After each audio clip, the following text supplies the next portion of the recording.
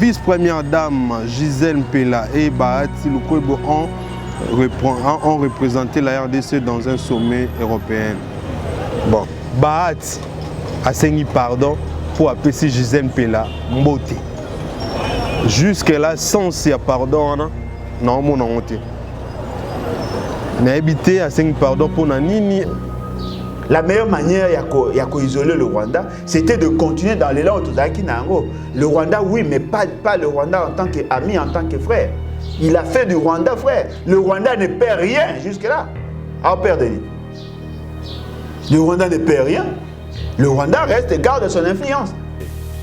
En mon pouvoir pour faire avancer la situation, sortir mes compatriotes de cet enfer qui dure déjà depuis une vingtaine d'années, lequel enfer a été encore aggravé par cette situation regrettable du M23, un groupe armé qui pourtant était déjà en discussion avec nous à Nairobi, mais dont le comportement est totalement inexplicable, car je ne peux pas comprendre que des gens qui ont une revendication et dont l'interlocuteur est à disposition pour écouter leurs revendications, puissent à nouveau reprendre des armes, comme pour exercer une sorte de chantage ou de pression.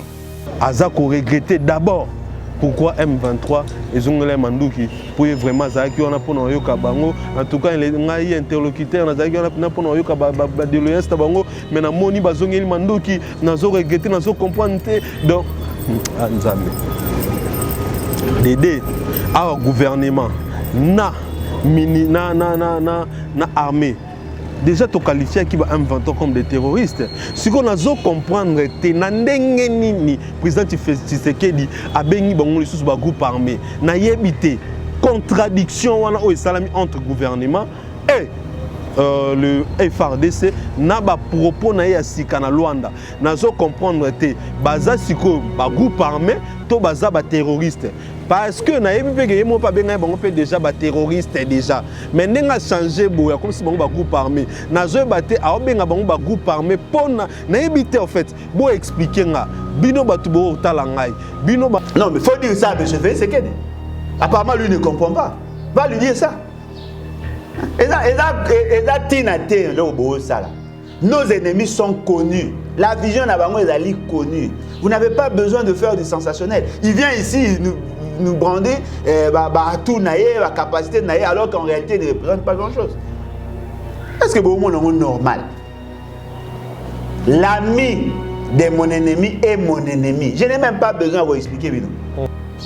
Je commande M23, mais en même temps tu soutiens les... Vous pensez que M23 n'ont de base arrière que le Rwanda? Non. Le M23 sont entretenus par la vision Imatuchi. Et dans leurs revendications, ils sont dans ça. Voilà pourquoi on a arrêté Jules Mouniéré. Et c'est quoi cette histoire-là? Parce que si on a Félix Touzaki en opposition, le président Martin Fayulu, Ngaï Moko Prince Penge, Toyebi modus operandi, il y a Paul Kagame. Azaka toujours ailleurs, a eu téléphone na yo, dans ma casse. Après, à l'objet, il y a négocier. Vous comprenez ça? Na eu un micro na yo, dans ma casse, na pomba. 2 semaines après, il y a un négocier. C'est-à-dire qu'on a tiré de la position à faiblesse. Non. Tant que Kagame a eu Bunagana dans M23, est-ce que la négociation est là? Mais pour l'année, il faut récupérer Bunagana et faire négocier. Et depuis presque 30 ans, Kagame ne joue qu'à ce jeu-là. CNDP, M23, MLC, S. Dans vos institutions, il y a des Rwandais. Dans vos cabinets, il y a des Rwandais. Dans vos maîtres, il y a des Rwandaises. Bon, on a poussé beaucoup ça banane. Nous avons encore un abîme dans Zata.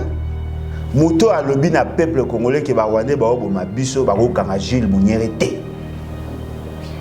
Ceux qui ozaki vraiment na posa obunisa ba Rwandais, ko kanga Jules Mouniéré té parce que message oyo zo loba yango ande ya lobby na se. Différence c'est ça. Attends Mayele ba professeur banani bo expliquer ngai contradiction oyo to ko benga koto les terroristes côté kuna to bengi ba groupe armé contradiction oyo nazo comprendre te pona nini bo expliquer ngango toloba te na ebité président to sali nini biso to sali vraiment nini président Tshisekedi pena biso sali nini problème nini ngo yo za nango na biso yebisa biso to yeba na yebisa biso to yeba C'est pour cela que tous les jours que Nambo na biso nzé basala nzambe baati parce que so basala nzambe bazalaki bangai basengela biso pa nzamba tu na nzambe biso sala nini poto zo akaba konzi moko ya boye ba leki bilobela ba namna pouvoir boye bi secret à l'état te boye mamba l'état te bino pouvons-nous vivre sans les armes biso net aux armes jamais toza na guerre biso toza na guerre ba opekisa no soma minduki okuti marché mo ba somba minduki na ndenga sese tika yango po yebi mamuti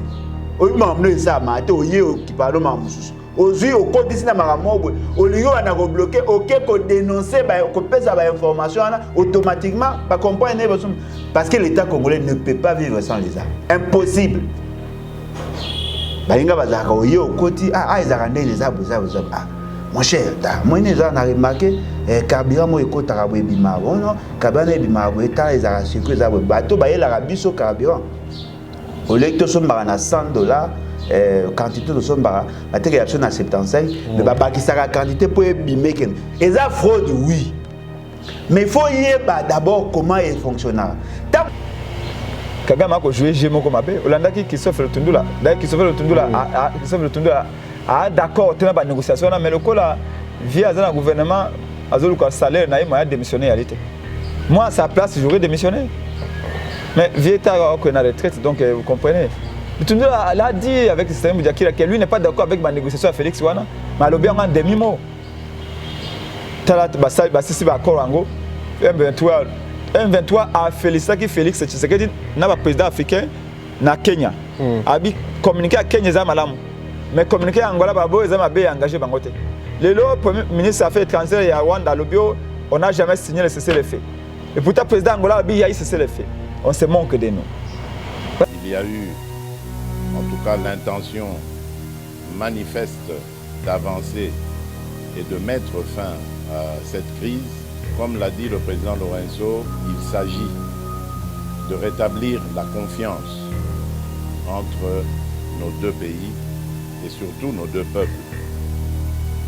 Une confiance qui a et de regarder plutôt vers le développement de cette région qui, à mon sens, est l'une des plus riches d'Afrique, plutôt que de verser dans des tensions inutiles comme on a pu l'observer dans le passé. Kagame a conquis Bunagana par la force. L'armée congolaise, il faut baser la capacité à reconquérir Mabelouana par la force. Négociation surtout après. Par là, Attends, le botongi miri entre Congo et Rwanda. Kagame a cassé miri wana na moi, même na Butu à côté. Vous savez pourquoi? Ils ont le col en Andako. Ceux qui le pangouana bo respectent la colonne en côté. Bo côté na moi bo beti ba na le pangouana bo bini bo bangate. Bo kende bo fingi ba na le pangouana bo ko bangate. C'est comme ça les totokolaka. Mais ceux qui bo bi papa wana bo se bo surnommer les vieux Rambo. Le pangouana ko tia makolote. Même attaque les calibos, c'est comme ça. Ici, même à il y a 100 millions de kilomètres. À 100 000 mètres de hauteur, Kagame a cassé mille à côté de la Katia Congo. À cause de la richesse, à cause de la parce qu'il n'a aucun respect ni pour le peuple congolais, et surtout pas pour les dirigeants. Parce qu'il faut. Félix avait commencé par la diplomatie. Et la diplomatie échouée. Après, à côté d'un état de siège à l'objet, maintenant c'est la guerre, c'est la force. État de siège échoué. À l'engagement de la diplomatie. Donc, et comme le col a ndenge Koffi Olomide yemba, toza corrompre, toza tourniquer, ça n'a pas de sens. Entre-temps, on perd des vies humaines, on perd des vies humaines, les enfants sont kidnappés, bana bazako bunga, mon boulot est allé partout, c'est pas sérieux. Je pense que mon qui est sorti médiatique, il y a Paul Kagame. Paul Kagame, c'est vraiment un homme politique, hein. Contrairement à Bisso Awa Ninge Tolubara. Ninge Tolubara, n'importe quoi tous ces derniers temps, dans le slogan Ezangatina et Paula, il y a diplomatie agissante. Mais Paul Kagame, c'est vraiment un diplomate aussi, un homme très très politique. Donc je n'ai pas dit ça pour couper ses éloges parce que je ne l'aime pas. C'est Paul Kagame, mais je ne l'aime pas en tout cas. Mais pour dire que Makamutu Azoloba, que Azolinga résolution pacifique, ils ont malignité. Ils ont malignité. Ils ont Makamna solo la Kikuna na Luanda, ils ont gêné Azosala. Paul Kagame n'a jamais voulu que makambo eleka na ndenge ya kimia.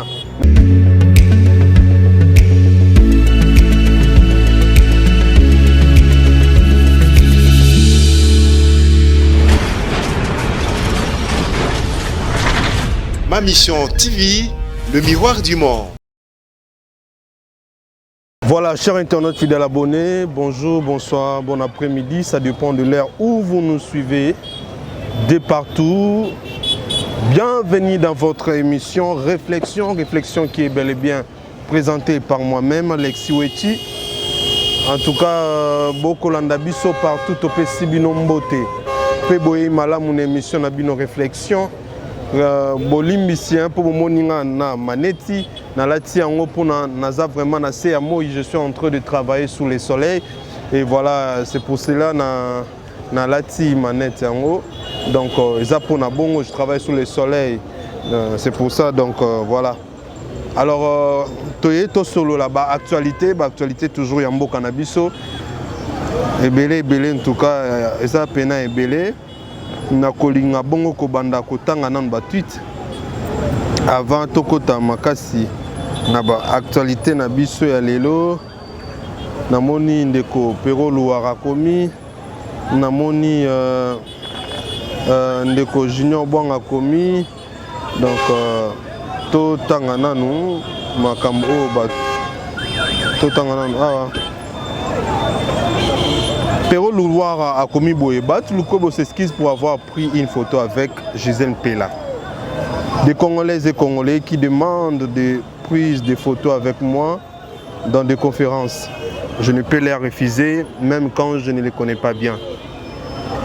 Ce qu'ils en font par la suite, je l'ignore et m'excuse. La Soukandeko Pero Luara Lobezali vraiment pathétique. Ah, tomoni lisusu ndeko Lisette Bwanga oya komibo ndeko Junior Bwanga oya komibo la vice-première dame Gisèle Pella et Bahati Lukwebo ont représenté la RDC dans un sommet européen. Bon, voilà tokota makasité. Tokota makasité boyebi. Pourquoi tu as autant de cité? Mais là, il y a Bahati a saigné pardon pour appeler Gisèle Pella Mbote. Jusque-là, sans ce pardon, non, mon honte. Mais habité a saigné pardon pour Nanini, est-ce que Kopé Samtumbote? Ezali li Soumou, est-ce que Kopé Samtumbote? Ezali li Babé, donc on a habité. Wana Bahati. Lukwebo mutaesi biso a saigné pardon pour aeba kité ki wana zaki Gisèle Pella ndinga pesi Gisèle Pella Mbote. À vous de juger. Hein? Stani Boujakera Bakombe, contrairement à Tshisekedi qui menace d'aller en guerre, Paul Kagame tient à une résolution pacifique de la crise entre Kigali et Kinshasa. Mascara. Mascara, je pense que mon qui est sorti médiatique, il y a Paul Kagame. Paul Kagame, c'est vraiment un homme politique. Hein. Contrairement à Bisso Awa Ninge Tolubara. Ninge Tolubara, n'importe quoi, tous ces derniers temps, dans le slogan Ezangatina et Paula, il y a diplomatie agissante. Mais Paul Kagame, c'est vraiment un diplomate aussi, un homme très très politique. Donc je n'ai pas dit ça pour couper ses éloges parce que je ne l'aime pas. C'est Paul Kagame, je ne l'aime pas en tout cas. Mais pour dire que Makamutu Azoloba, que Azolinga résolution pacifique, ils ont malignité. Ils ont malignité. Ils ont Makamna Solo qui kuna na Luanda, ils ont gêné Azosala. Paul Kagame n'a jamais voulu que Makambo le Kanandenge ya Kimia na Katia Congo. Paul Kagame n'a jamais voulu que Makambo, que Congo RDC zala na peu. Et puis na Makambo que Makambo le kana Kimia. Au moniteur na le ka na oloba Makambo.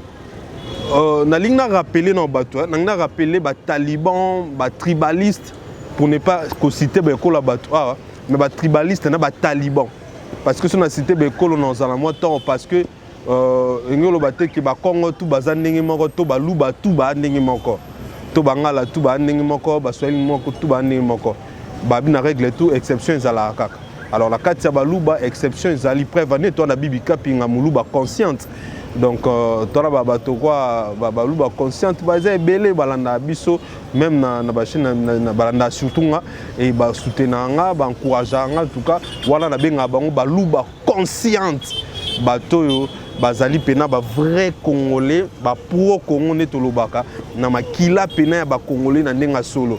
Donc ils ne sont pas là pour ba sentiments ezanga tina pour na ba ki tribalisme moko boyo so moni bato ba trop tribal na fingi bandeko nanga ba na village te mais baza bato ba utaka mingi na fin fin ba mboka kuna o ba comprendre makambo te ata o ba makambo pour na intérêt général mais ba on va comprendre kate. Donc je voulais rappeler assez là que moi je ne suis pas là pour na loba makambo et choquer qui que ce soit. Donc bit na ngaza ko choquer mutu moko te awa bit na ngai ezate ko sala mutu moko plaisir bit na ngai ezate ko yokisa mutu moko mawato ko lelisa mutu moko ni na moni mikolo na mo pikise ba crise na moni mikolo batu ba komo ko tala nga pembe na makaya ba mungwa nini comment qui c'est estomac ya nini ba musu ba otala nga na kisa ba estomac pembeni.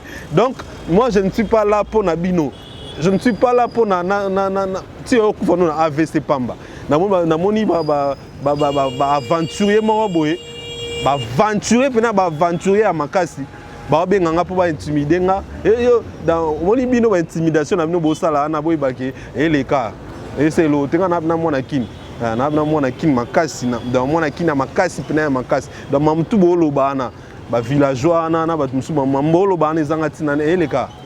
Donc rien à voir quoi et ça et c'est là de quoi empêcher nga péter na continuer kolobela mboka na. Je répète encore si j'ai ma lunette c'est parce que je suis sous le soleil, je travaille sous le soleil. Donc je ne serai pas sans colata ma net nangai. Donc voilà quoi. Donc je vous dis très bien que moi je suis ici pour faire plaisir à personne. To pour na ko choquer. Donc etalinga te soko za choquer etalio. Soko s'appelle etalio ko finga kutu na lingango. Bo finga nga na lela ko finga na pona nga compliment et puis là ça peut que bolanda kanga sérieusement pour na pesa no itimatan bo désabonner bo se désabonner à péter. Alors bo continuer ko aimer ko tala biso surtout et puis ko finga na et ça la biso bien et ça la biso grand bien qui toko makasi.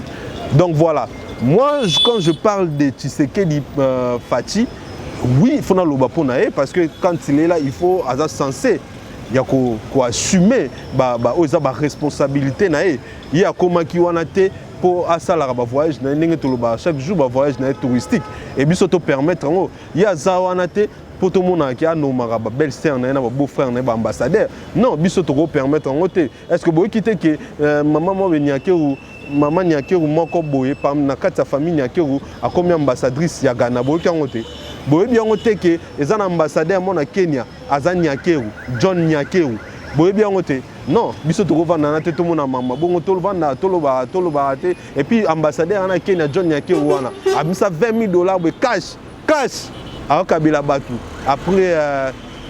après passage ya président na Kenya non bablo bon biso to lobate so to lobite to sunga ete chef de l'État Félix Tshisekedi esikaza azaka na posa pe ayoka ba critique oh parce que bino baba jaleloliste vous êtes des jaleloliste bino surtout bino ba communicateur il y a UDPS ba communicateur à pouvoir bo benganga bo menacer nga wana boy ba ki bo salelo roté boza ba jaleloliste bino ba grand jaleloliste.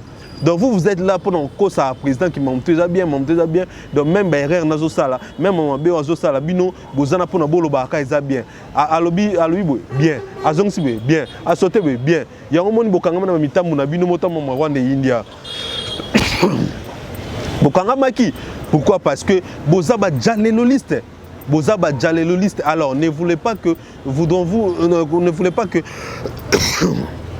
que Batutu, excuse-moi, que Batutu, Bazala, Bajaleliste, le quoi, bino, biso, ton diman na biso piaka, ton diman na biso pauvreté, ton diman na biso tozana nango mingité, mais toloba vérité pour Namboka, toloba oh isa sincère, liboso ya mboka, liboso ya mokonza mboka, pour esungaye, ata zolongwana na 2023 awa, pour moi moi traîne en haut ça 2-3 choses à bien.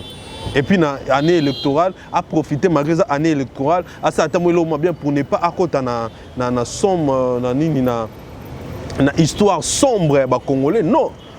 Donc tolingi étant que aza congolais il faut te reprocher to kendene ka boiti na suka si ya kolongo na 2023 pour pousser que asala tamo 2-3 choses nyonso biso tolingi eza ke mboka ezala bien nyonso biso tolingi eza ke congolais à vivre bien mai ezonga bien ndenge ezalaka courant ezonga bien parce que bon on normal que na Kinshasa mobimba tina Gombe ba forage ekota bato bakoma kosukola mai ya forage bamsuku balambela mai ya forage bamsuku bamela mai ya forage bokende na ngonga fula mam na oloba na bino kota bonga fula bayebisa bino mam na oloba et puis na remarqué belé bo na Kinshasa te yango boloba ba bilobela ba n'importe quoi na boloba c'est parce que vous êtes pas ici so bozaki awa lokwa bato bozaki bo comprendre mam na oloba on comprend donc les gens souffrent na kati ya Congo.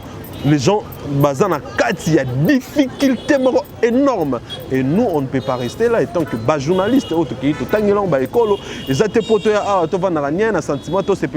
non. On est là pour nous dénoncer, pour nous dire la vérité. Et sunga, mokonzi mboka, na ba juicier na nyonso, ba mekata ko changer mukie. Ba mekata changer mukie, ba mekata sala moi, moi eloko ata eloko moko.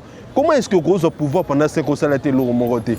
Vous avez inauguré Babiloko ou Isaiah Kala. Babiloko ou Joseph Abanda qui ont inauguré. Et loko yo moko sali na projet na yo. Exacté. Si vous toloba tolobate. Tolobate. Et loko moko oyo président Chilombo sali exacté. Azo inauguré on ndako ba soldat soginini et bandaki na Kabila. Oh soki nini bo ibade jana Kabila ndeti oya ya neti drone oyo ya ndolo piste oya ndolo ana elo nyongo salami kuna basopi nonga KS na goudron sili nango mais bomoni mukonza mboka akio inauguré biso to na posa pena ki okeko inauguré hôpital mo munene oizake ba congolais ba nos soins pour peut-être gratuit to na posa okeko inauguré ba école ba université. Tous les gens ont inauguré un barrage courant, un barrage pour produire l'électricité. Tous les gens ont inauguré un bien, une société, une compagnie à l'État, mais sous Sika. C'est pour le président Tshisekedi de ton société, c'est pour le président Tshisekedi de ton abou. Mais si on a l'autre côté, tant qu'on a l'autre côté, par rapport à l'entendement, Congolais pas zéro. Nous avons toujours que à décevoir biso totalement on a voté na ngaité na regretté na pisa confiance na début pour na voter na ngaité to na voter été na monique abimi yende mutu abimi wana sko to bon to ça ndeni bon le quoi appelé congolais to pesa confiance to pesa confiance boy à décevoir biso binosko bolini to loba te ngana vananie mutu décevoir mutu azu confiance na nga bafoué yango bongo na vananie na loba te na koloba. Donc, makambo ko changer te na koloba. Boloba tout ce que vous voulez, je m'en tape. Ngana za awa po na kolobela Congo, po na kolobela mututé. Je parle pour mon pays, je ne suis pas là pour qui que ce soit et je parle pour mon pays, je veux continuer à parler pour mon pays jusqu'à ce que Nzambe akosala mboka na biso échanger. Alors, on a abordé des sujets vite fait parce que Natika la vidéo, des vidéos, il y a Alain Bolodjoa, il y a Prince Epenge, Boka Mamba Koloba, pour Namboka Nabiso. C'est très important. Il y a un album pour Nambokambu, il y a Nini, il y a Luanda. Tant que Loba, oui, Lobaka, hé, Bota mon président, non lobby, un an Lobalangate, Botala, Bino Botala, Botala, mon président, non lobby, Somo Batamaele, Boy Sabso qui a lui m'a bien. Botal. Ma mission TV. Ce que je peux dire à propos du contenu de la réunion de ce jour est que de part et d'autre, il y a eu en tout cas l'intention manifeste d'avancer et de mettre fin à cette crise. Comme l'a dit le président Lorenzo, il s'agit de rétablir la confiance entre nos deux pays et surtout nos deux peuples. Une confiance qui a malheureusement été rompue alors que, à mon sens, tout allait bien dans la voie de la normalisation entre nos deux pays. Je m'étais entrepris, en tout cas, de tirer un trait sur le passé dès mon arrivée à la tête de la République démocratique du Congo pour envoyer un signal fort, non seulement au Rwanda seul, mais à tous nos voisins, à toute la région, de mon intention d'avoir des relations désormais tournées vers des échanges profitables à nos pays, à nos populations, et de regarder plutôt vers le développement de cette région qui, à mon sens, est l'une des plus riches d'Afrique, plutôt que de verser dans des tensions inutiles comme on a pu l'observer dans le passé. En mon pouvoir pour faire avancer la situation, sortir mes compatriotes de cet enfer qui dure déjà depuis une vingtaine d'années, lequel enfer a été encore aggravé par cette situation regrettable du M23, un groupe armé qui pourtant était déjà en discussion avec nous à Nairobi, mais dont le comportement est totalement inexplicable, car je ne peux pas comprendre que des gens qui ont une revendication et dont l'interlocuteur est à disposition pour écouter leurs revendications puissent à nouveau reprendre les armes, comme pour exercer une sorte de chantage ou de pression. Donc j'espère vraiment et j'attends de ce processus qu'il apporte le cessez-le-feu immédiat et le retrait de ce groupe du M23, en attendant évidemment que l'on mette en marche la feuille de route qui amènera un processus de paix, de stabilité et de confiance. Ma mission TV. Ozomona wana auti koloba mamna auti koloba wana aza ko regretter d'abord pourquoi M23 ezongela manduki pour vraiment zaki wana pona yoka bango en tout cas les ngai interlocuteur na zaki wana pona yoka ba déloyance ta bango mais na moni bazongeli manduki nazo regretter nazo comprendre donc nzambe Dédé à gouvernement na mini na armée. Déjà, tu qualifies qui va M23 comme des terroristes. Ce qu'on a besoin de comprendre, c'est que le président Tshisekedi a béni le groupe armé. Il y a une contradiction entre le gouvernement et le FRDC. Il y a des propos na Luanda. Il y a comprendre que le groupe armé est terroriste. Parce que na yebi peke yemo pa benga bango pe déjà ba terroriste déjà mais ndenga changer boya comme si bango ba groupe armé na zo baté a benga bango ba groupe armé pona na yebi te en fait bo expliquer nga bino batu bo tala ngai bino batu mayele ba professeur banani bo expliquer nga contradiction oyo to ko benga koto les terroristes côté kuna to bengi ba groupe armé contradiction oyo nazo comprendre te pona nini bo expliquer nga ngo toloba te na habité président to salio nini biso to salio vraiment nini président Tshisekedi pena biso salio nini problème nini ngo yo zana ngona biso yebisa biso to yeba na yebisa biso to yeba c'est pour cela na loba tous les jours que na mboka na biso nze basala nzambe bate parce que so basala nzambe bazalaki bangai basengela biso pa nzamba tuna nzambe biso sala nini poto zo akaba konzi moko ya boye to sala nini poto zo bakonzi ya boye banga basengela biso ngo et puis nzamba nga répondre biso s'il faut gêner pendant 366 jours to gêner pendant 366 jours pour to bima na boumbu ya ozawa bakonza bo na zoe baté na gouvernement na FARDC na président Tshilombo na ninde alobi makambo solo na ninde alobi makambo solo qui dit mieux qui dit la vérité est-ce que lelo M23 ba groupe armé to baza ba terroriste question mark en anglais point d'interrogation est-ce que baza ba groupe armé to ba terroriste to komi na nini na contradiction pour ceux qui bazala qui pour to yebi que ba terroriste to qualifier bango ba terroriste pourquoi pour to traquer bango jusqu'au bout parce que les terroristes ils sont en train de poser des actes terroristes alors ils sont qualifiés dans cette manière parce que les terroristes selon le Conseil de sécurité à ONU ba négocier na bango te ba traka ba soit ba éliminer ka bango Alors, le FRDC, comme un posapé, comme un niveau, il y a éliminer, peut traquer M23 une fois pour toutes. Et Tobi c'est bon, terroriste, médias sur le bas qui est terroriste partout. Tout va ébiquer. M23 terroriste. Alors, et comment est-ce qu'on a tous s'organiser na FARDC, comment est-ce que tu peux traquer bango, peut éliminer bango. Le fait qu'ils sont des terroristes.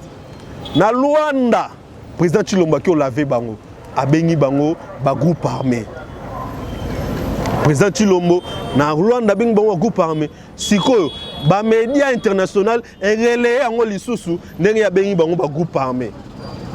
Abengi bango groupe armé ndenge Kagame baneko benga ba groupe armé ndenge Kagame aloba ke non ezo sala azo sepelate ndenge bazo benga ba groupe armé o eza ya conflit ethnique bazo benga ba terroriste donc à répondre na souci à Kagame parce que Kagame comment ko déranger ko qualifier ba M23 ba terroriste parce que beki ba traquer bango omoni alors côté et comme un moins inquiétude ma casse côté à Kagame a réagissé même que non on ne peut pas qualifier de conflits ethniques naba terroristes on ne peut pas donc Ezaki inquiet et comme il y a problème et si quand on présente ce que d'abengi bango ba groupe armé à laver bango totalement il y a un moment où Kagame de son côté kuna a lobby que non à sali discours moi il y a malignité discours moi boy à sali sortie médiatique moi boy il y a ba otobe ngango je ki zengi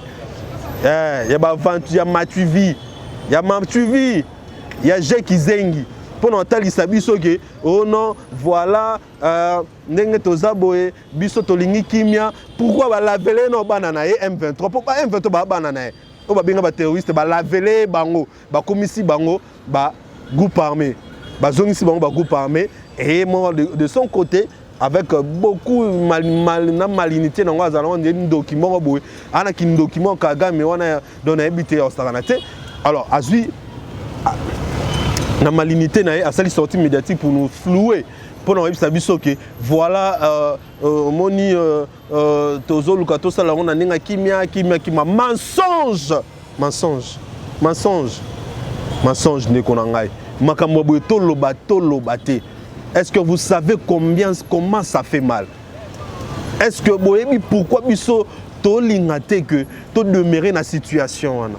Est-ce que vous voyez que Lelo Bunagana il est toujours occupé par le M23 Togola Torola Mukabe parti on est très lié pour la libérer et puis tu perdre le manko to lingaraté tu perdre un centimètre mabélé puis tu baby si maloba banka o bakenda balumumba pe ba mobutu baloba ke toko jamais toko assurer intégrité natika no la vidéo des vidéos ya Alain Bolodjoa na ya Prince Epenge boka mamba koloba pour namboka na biso. Ma mission TV. Il n'a pas l'intention à isoler Rwanda. Moi le bango ba ça ezali. D'abord ba non maïla okokate. Bateau ba refisa na maka ba maïla okokate. Vous pensez que vous allez isoler le Rwanda? Quelle est la sanction que le Rwanda a déjà on a eu à infliger au Rwanda depuis que Félix Sekedi ça ba démarche na yo. Rwanda gagne. Est-ce que vous savez ce que Félix Sekedi est en train de vous faire? Félix Sekedi a coûté réseau moko ezaka ya osomba ba minduki.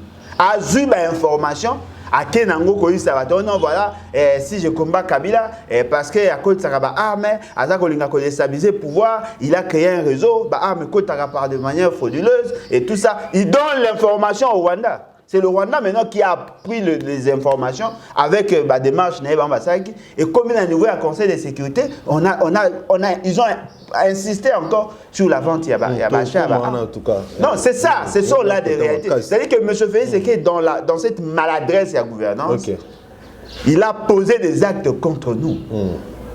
La meilleure manière d'isoler le Rwanda, c'était de continuer dans l'élan Otozaki Nango. Le Rwanda, oui, mais pas le Rwanda en tant qu'ami, en tant que frère. Il a fait du Rwanda frère. Le Rwanda ne perd rien jusque-là. Alors, perdez. Le Rwanda ne perd rien.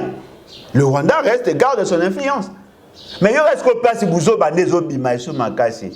isolez le Rwanda, vous acceptez les Ougandais. Différence entre le Rwanda et l'Ouganda. Parce que mon cause armé ya Ouganda, Azali neveu ya Kagame. Dites-moi, vous avez fait quoi dans votre raisonnement là? La différence que vous faites entre le Rwanda et l'Ouganda, c'est à quel niveau? Tu aurais pu Ouganda a servi base arrière en M23 dans le village Moussous. Non, mais il faut dire ça à M. Félix Tshisekedi. Apparemment, lui ne comprend pas. Va lui dire ça. Nos ennemis sont connus. La vision est connue. Vous n'avez pas besoin de faire du sensationnel. Il vient ici nous brander tout la capacité naïe, alors qu'en réalité, il ne représente pas grand-chose. Est-ce que c'est normal? L'ami de mon ennemi est mon ennemi. Je n'ai même pas besoin de vous expliquer. C'est simple. La vision n'est pas portée par le Rwanda. Le Rwanda, c'est le bras séculier. La vision est portée par toute une zone des gens. La zone là, ils allaient bateau, EAC, ils allaient une organisation. Oyo, bazana posa, pour ça la promotion, il y a Est et il y a Afrique. Et dans ça, les dirigeants ils porteurs, il y a une vision connue. La vision à Kabola Congo pour que le Congo est sous influenté la vision à Kolinga ça la zone na bango l'empire Imatuchi. Ils sont dans cette vision là. Et centre d'intérêt, il y a tous ces pays là, s'organiser à telle enseigne que Marambo est réussi. C'est ce qui justifie la présence de M23. Je commande le M23, mais en même temps tu soutiens les... Vous pensez que le M23 n'ont de base arrière que le Rwanda? Non. Le M23 sont entretenus par la vision Imatuchi. Et dans leurs revendications, ils sont dans ça. Voilà pourquoi on a arrêté Jules Mouniéré. Parce que la communauté n'a pas pékisi pour s'attaquer à Rwandais pour traquer Batuchi. C'est ça la vision.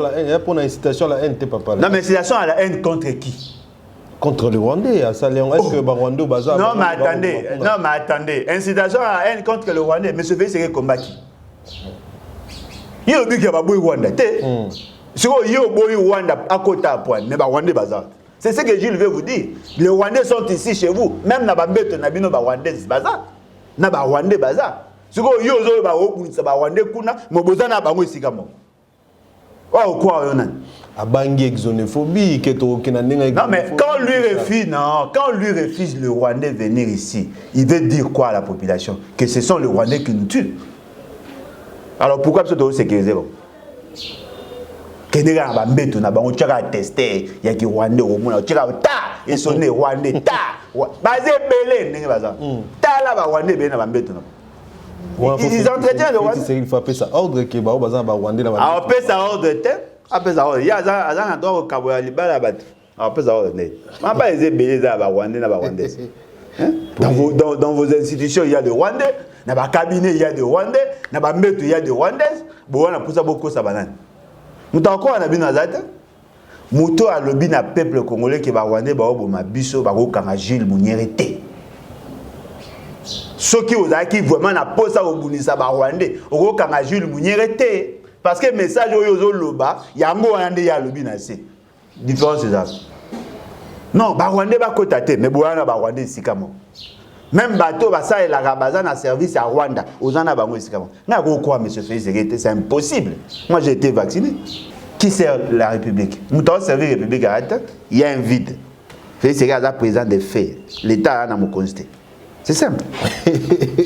Merci beaucoup, papa. Alors, tu continues à acheter l'armée.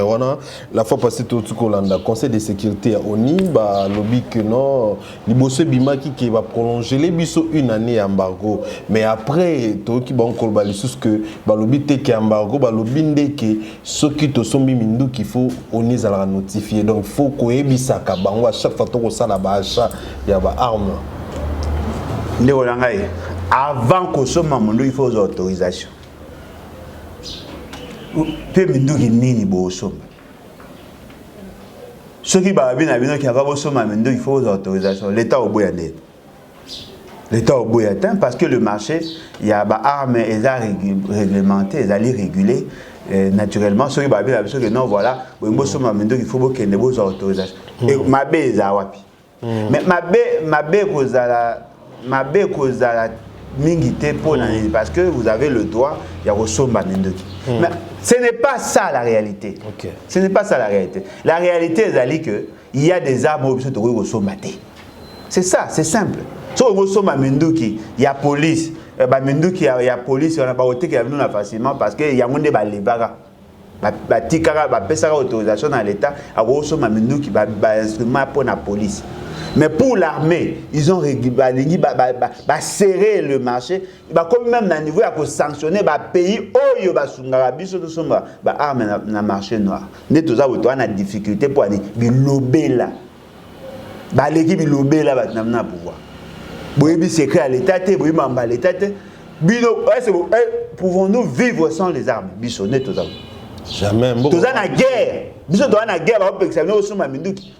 Okuti marché mo ba somba minduki na ndenga sese. Tika yango po yebi mamuti. Oyi mamuno esa mate oye okipalo mamususu. Ozui okoti na makamobwe. Oliyo ana ko bloquer OK ko dénoncer ba ko pesa ba information automatiquement ba comprendre parce que l'état congolais ne peut pas vivre sans les armes. Impossible. Balinga bazaka oye okoti ezaka ndenge les armes mon cher, moi j'ai remarqué carburant mo ekota bo ebima non carburant ebima bo eta ezaka circuit za bateau ba yela biso carburant au lieu que somba na $100 quantité de somba bateke ya na 75 mais ba bakisaka quantité pour ebime ken eza fraude oui mais il faut yeba d'abord comment il fonctionne tango yoko ya obika na pekisi carburant koti yo ebite répercussion na ngo na nyonso ezo salema c'est lui-même qui nous a trahis. Il pouvait se taire aussi. Et ça, le fait que nous avons le Rwanda. Bilobela ndezo bomabiso. Batu baebi maramba leta te bilobela nde bomabiso. Bilobela na bango. Batu basomba biso minduki na marché noir baza. Yo ko dénoncer. Bilobela nde boma bango. Non, ngala ça bango qui ya za vrai. Azo combattre o kabila somba ba mais ba teka ba bilobela nde. Sikoto somba. Ça qui prend l'intérêt na biso. Minduki na biso ekota grâce à ba pays voisins. Yo ki o dénoncer au fundi bango. Po pekisi na ba aider biso. Bango ba sala ngona ndenge ya kintswami na ndenge o bata. Yo ki o dénoncer bilobela o ki o dénoncer. Siko bango siko ba bangi sanction. Ba o aider biso te ekota Tanzanie yebisa na matani. Bo cha na conteneur biloni. Bilobela nde. Papa Lembitu Keita wazali représentant ya ONU ya lobi boya lobi ke Rwanda ko bunda na minduki moko sophistiqué. Papa, wana za ba discours ba olinga ba distraire bi. M23 plutôt. Non mais ya ba discours ba olinga ba distraire bi. Mais M23 za sophistiqué tenez M23 c'est l'armée rwandaise. M23 c'est l'armée rwandaise. To lo bango comme le Rwanda a le droit de s'acheter des armes, même armes sophistiquées quand il veut. Vous savez pourquoi? Parce que le Rwanda est entretenu par la puissance au fait c'est garde de la bango, base la décision pour que sauver le Congo. Fait c'est garde croire pour naïe que les Américains, les Anglais, les Français, les Allemands vont aider ici ça M23. Vous imaginez, Mouto a censé accueillir la situation, a croire na bonne volonté, il y a bateau bâti na Kagama Bomabiso. C'est quand même fou ça, franchement. Hein? C'est ça, moi il y a d'autres sabi non, fait c'est que les kama, yango anande les kama. Est-ce que bon monde est normal? Le Rwanda n'était pas une puissance en tant que telle, un peu puissance telle. Voyez-vous? Le Rwanda veut nous agresser, entretenu par les Américains et les autres centres d'intérêt. Bah s'entretenir, bah ça y va marana bango bah. C'est-à-dire que le Rwanda ne fait qu'exécuter ce que ces réseaux-là, à posa ça et pas na biso, bazu ba réarmer Rwanda. Aïe pas na biso ko bunisa biso, yo ke pas batona bisa ba non voilà, ta le Rwanda za ko boma biso, ozo pesa ba ba information. D'ailleurs kutu to kuti bango la ça ba arme boy, ba inga ba ça biso boy, bo pesa ba information, bango ba zo bisa ba Rwanda, tala Félix Ayakia, alobi bo changer stratégie, bo ça. Obi ma blé. Souka na bayuma ki yuma penda 2 fois te yo ba binga ki ranger te na ba yete na ba bango souka na bayuma ki nswami na nega obata yo ki o dénoncer bilobela o ki o dénoncer siko bango siko ba bangi sanction ba ko aider biso te ko Tanzanie yebisa na matani bo cha na conteneur biloni bilobela ne. Papa Lembitu Keita wazali représentant ya ONU ya lobi boya lobi ke Rwanda ko bunda na minduki moko sophistiqué. Papa, on a un discours, on a un distraire. Et M23 plutôt. Non, mais il y a un discours, on a un distraire. Mais M23, vous avez sophistiqué, M23, c'est l'armée rwandaise. M23, c'est l'armée rwandaise.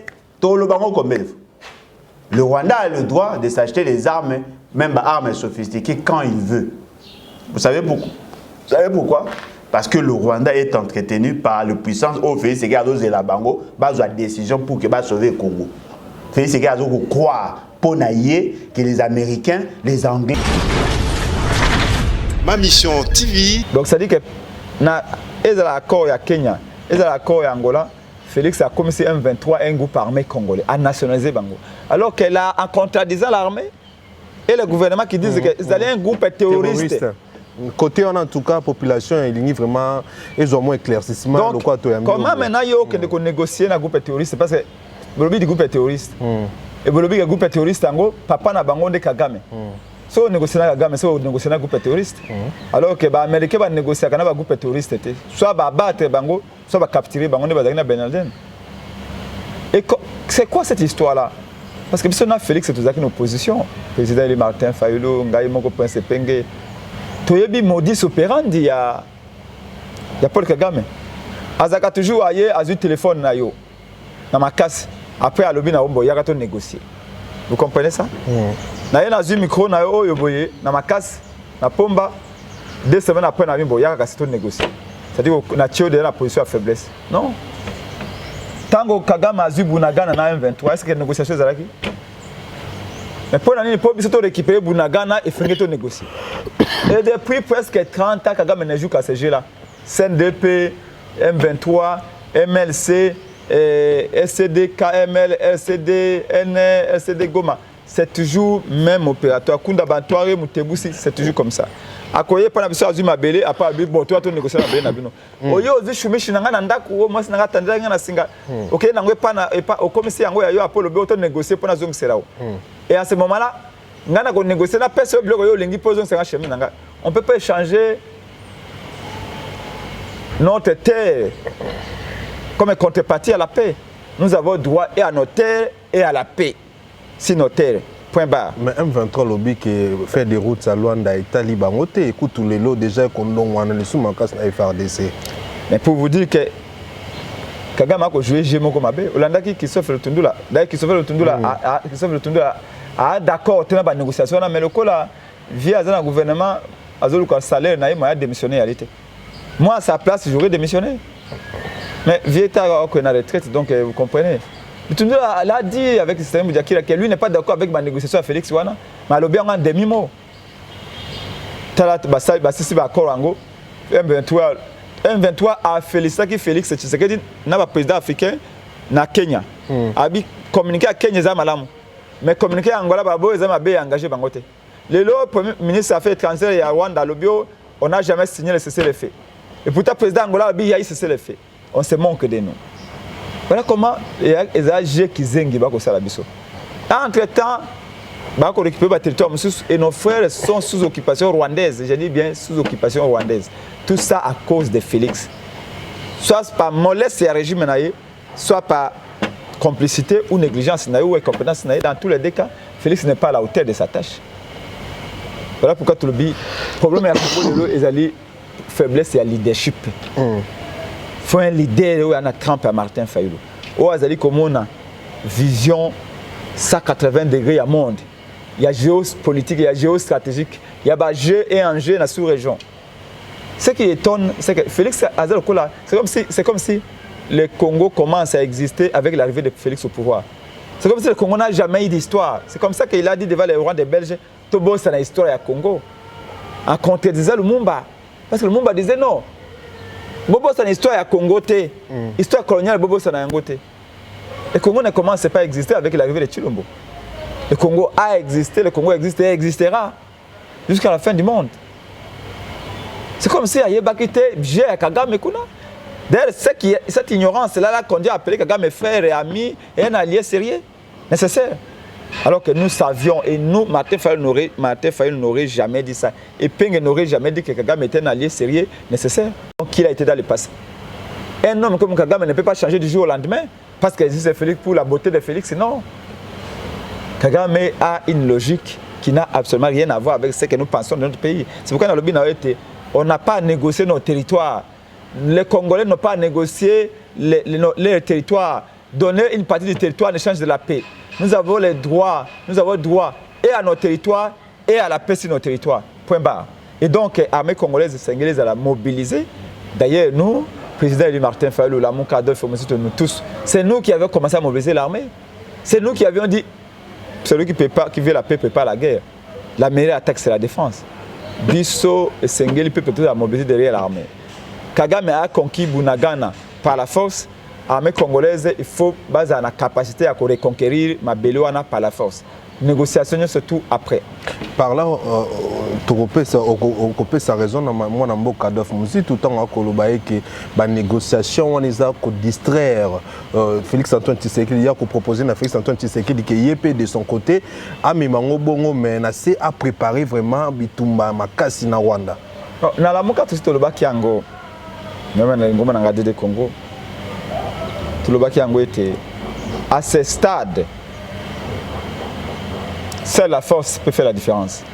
Au moment où entre l'Ukraine et la Russie, les pays européens sont aux États-Unis. Ceux qui Russie ont une bombe atomique, bombe nucléaire, ils vont envahir déjà la Russie pour défendre l'Ukraine. Mais tous ont peur de la Russie. Pourquoi? Parce que la Russie a la bombe atomique, a la bombe à hydrogène. Tous ont peur. C'est-à-dire que la Russie a une force dissuasive. Mais le Congo n'a pas de force dissuasive. Attends, le botongi miri entre Congo et Rwanda. Kagame a cassé mi wana na moi, même na Butu à côté. Vous savez pourquoi? Ils ont le col en andako. Ceux qui le pangwana bo respecta ka col na ngote. Bo kota na moi bo beti bana le pangwana bo bimi bo bangate. Bo kende bo fingi bato na le pangwana bo ko bangate. C'est comme ça hein, d'être kolaka. Mais ceux qui boivent papa wana bo se nommer les vieux Rambo. Le pangwana ko tia makolote.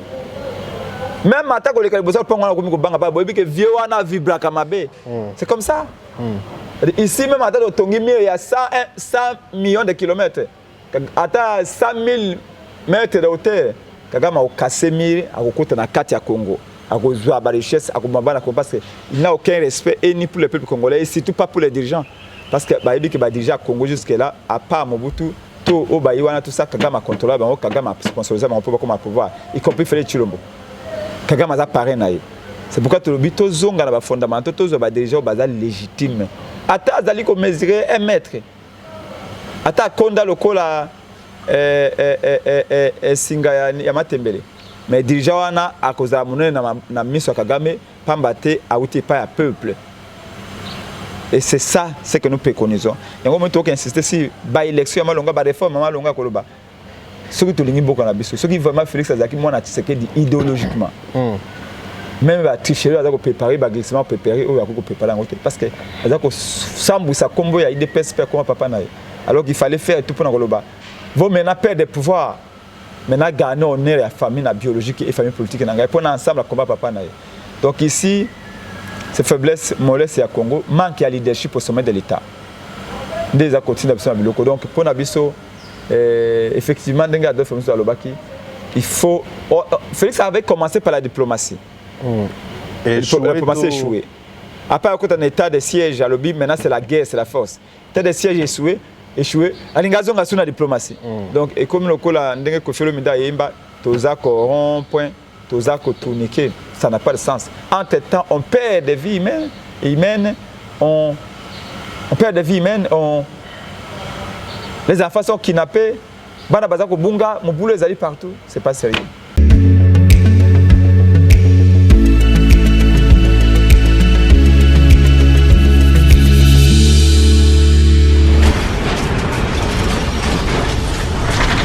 Ma Mission TV, le miroir du monde.